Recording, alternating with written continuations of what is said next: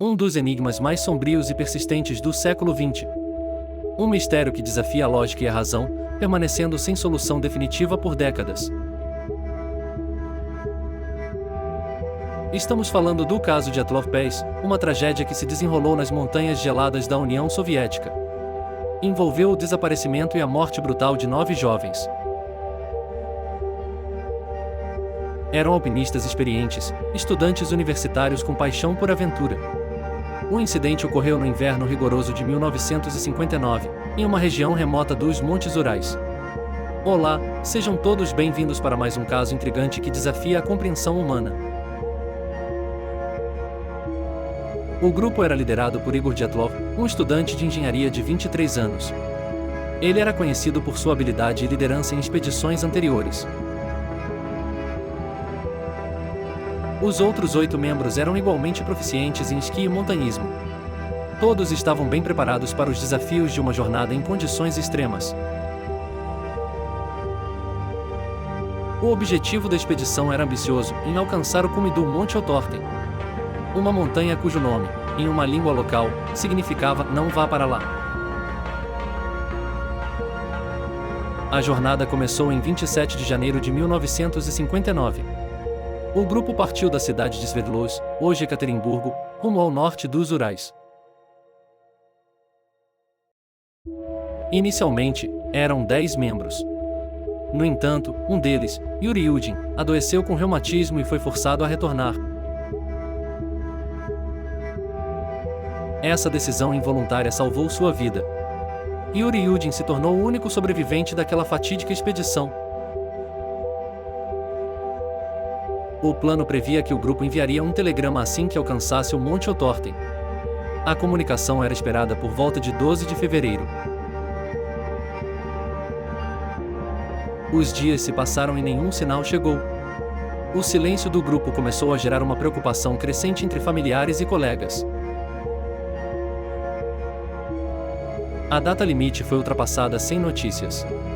A ansiedade se transformou em alarme, indicando que algo grave poderia ter acontecido. Diante da falta de comunicação, familiares e estudantes da universidade iniciaram seus próprios esforços de busca. Eles pressionaram as autoridades por uma ação oficial. Finalmente, equipes de busca e resgate foram enviadas para a região em 20 de fevereiro. A operação envolvia militares, voluntários e até aeronaves. 9 dias depois do início da busca oficial, a primeira descoberta macabra foi feita. Os primeiros corpos foram encontrados, mas não onde se esperava. A barraca do grupo foi localizada primeiro. Ela estava montada em uma encosta, mas algo estava profundamente errado. A barraca apresentava cortes significativos. O mais perturbador era que os cortes pareciam ter sido feitos de dentro para fora. Dentro da barraca, tudo parecia intocado. Roupas, equipamentos de esqui e pertences pessoais estavam arrumados, como se tivessem sido abandonados às pressas. Do lado de fora, uma trilha de pegadas foi encontrada. Eram pegadas de pessoas descalças ou usando apenas meias, levando para longe da barraca, em direção a uma floresta próxima. Os primeiros corpos foram encontrados na floresta, a cerca de 1,5 km da barraca. Estavam sob um grande pinheiro. Esses primeiros corpos estavam chocantemente despidos. Alguns usavam apenas roupas íntimas, apesar do frio extremo da montanha. Perto dos corpos na floresta, havia sinais de uma fogueira improvisada. Sugeria uma tentativa desesperada de se aquecer. Outros corpos foram encontrados em posições que indicavam uma luta. Alguns pareciam estar tentando rastejar de volta na direção da barraca. A cena inicial era de pânico e fuga inexplicável. Algo terrível os havia forçado a sair da segurança de sua barraca no meio da noite gelada. A busca pelos membros restantes continuou por semanas. O inverno rigoroso e a neve profunda dificultavam o trabalho das equipes. Os corpos restantes foram encontrados somente 2 meses depois, em maio. Estavam enterrados sob metros de neve em uma ravina próxima. A descoberta desses últimos corpos revelou ferimentos ainda mais chocantes e inexplicáveis. As condições eram bizarras e perturbadoras. Os corpos apresentavam ferimentos internos graves. Havia fraturas extensas, mas sem sinais externos de impacto ou contusão. A força necessária para causar tal dano era imensa. Um dos membros, Semyon Zolotaryov, teve o peito esmagado. O corpo de Lyudmila Dubinina apresentava mutilações horríveis. Seus olhos e sua língua haviam sido removidos. Alguns dos corpos encontrados posteriormente estavam vestidos. No entanto, as roupas pareciam ter sido tiradas dos corpos dos membros que morreram primeiro. As roupas encontradas nos corpos do grupo apresentavam outra anomalia. Testes posteriores revelaram níveis elevados de radiação. Essas descobertas adicionais aprofundaram o mistério. Os ferimentos e as condições dos corpos não se encaixavam em explicações convencionais. A cena parecia indicar uma força esmagadora e inexplicável. Algo que causou pânico extremo e ferimentos internos sem deixar marcas externas. A radiação nas roupas adicionou uma camada sinistra ao caso. De onde veio essa contaminação? A investigação oficial sobre o incidente foi iniciada pelas autoridades soviéticas. No entanto, ela foi encerrada rapidamente, apenas alguns meses depois. A conclusão oficial na época foi vaga e insatisfatória. A investigação não conseguiu explicar de forma convincente o que realmente aconteceu ao grupo. O relatório final simplesmente declarou que a causa das mortes foi uma força natural irresistível. Uma frase que apenas aumentou as especulações.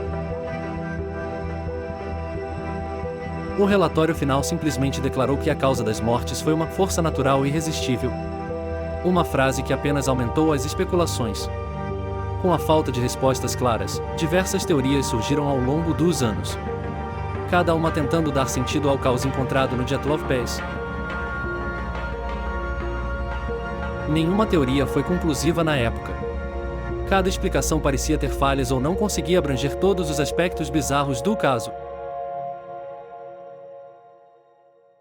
Uma das teorias mais discutidas foi a de uma avalanche. A ideia era que uma massa de neve teria atingido a barraca, forçando o grupo a fugir. No entanto, a inclinação da encosta não parecia propensa a avalanches. Além disso, a barraca não estava completamente soterrada, e os ferimentos não eram típicos de soterramento. Outra teoria popular envolvia experimentos militares secretos. A região era relativamente próxima a locais de testes soviéticos. A radiação nas roupas alimentou essa hipótese. Poderia o grupo ter encontrado uma área de teste ou sido vítima de algum tipo de arma experimental?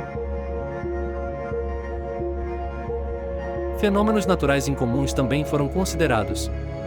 A teoria do infrassom sugere que ventos fortes poderiam ter criado sons de baixa frequência, induzindo pânico e desorientação. Ataques de animais selvagens, como ursos, foram cogitados. Mas os ferimentos não correspondiam a ataques de animais, e não havia sinais de luta animal na cena. E, claro, a natureza bizarra dos ferimentos e a fuga inexplicável abriram espaço para teorias mais especulativas. Intervenção extraterrestre foi uma delas. Luzes estranhas foram relatadas na área na noite do incidente. Poderia algo não deste mundo ter sido responsável pela tragédia? O mistério do Dyatlov Pass nunca desapareceu da consciência pública.